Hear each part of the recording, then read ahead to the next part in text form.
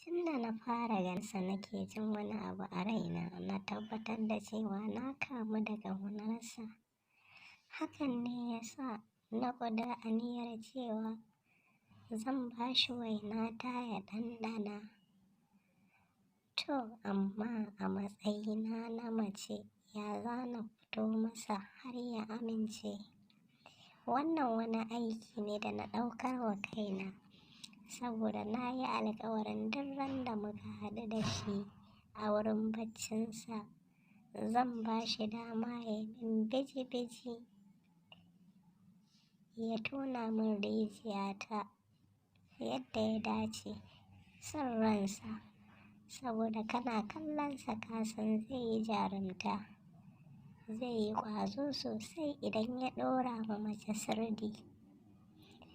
Wannan dalilin ne ya sa bacci ma ba na iya yi sosai, da na rantsa idanuna cikin dare shi nake gani. Na kamu da ƙaunarsa matuƙa, ba zan iya haƙura da shi ba. Hakan ne ya sa washe gari na yi wanka, na yi kwalliya, na fesa turare, na nufi inda yake zama da shi da abokansa.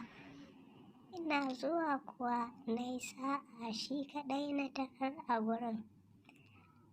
Na yi masa sallama ya amsa, na ce masa ina da buƙatar magana da shi, amma zan so ya kai ni wani wuri mai sirri inda ba wanda zai ji abin da nake gaya masa,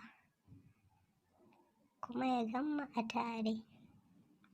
Ina kallon sa ya yi dariya irin ta ƙeta, ya kalle ni da gefen idanunsa, sai ya ce min ai ba inda zai kai ni da ya wuce masaukinsa. Sai na ce idan ba damuwa mu je, saboda ba ni da lokacin ɓata lokaci. Ya ja ni kuwa muka tafi. Muna shiga na ga ɗakin ba kujera, ya zauna, ni ma na zauna kusa da shi. Ƙamshin turare na ya doki hancinsa, na kamo hannayensa na riƙe. Kafin in san me ke faruwa, ashe shi dama tuni ya ƙudiri cewa zai min wayo, ni kuma sai na taimaka masa domin ya samu abin da ransa yake so. Amma a cikin zuciyata ni ne nake so ba shi ba, sai na yi kamar ya tilasta min ne.